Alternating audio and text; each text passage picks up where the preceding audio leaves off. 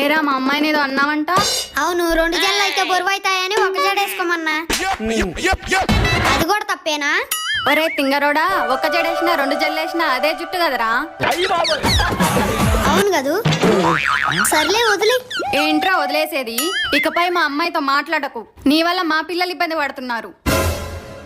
ఎందుకంటే ప్రధానికి అలా అపార్థంగా మాట్లాడతారు? ఇంట్లో ఎప్పుడైనా మీ అమ్మాయి మనసారా నవ్విందా?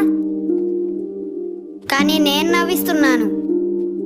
మీ అమ్మాయినే కాదు, క్లాస్లో ప్రతి ఒక్కరిని నవ్విస్తున్నాను. అలా నవ్వించే క్రమంలో ఏదో ఒక మాట అటో ఇటో అవుతుంది. అంత మాత్రాన మనకు ఫలాలు ఇచ్చే చెట్టు కూడా అన్నీ మంచి ఫలాలు ఇవ్వదు.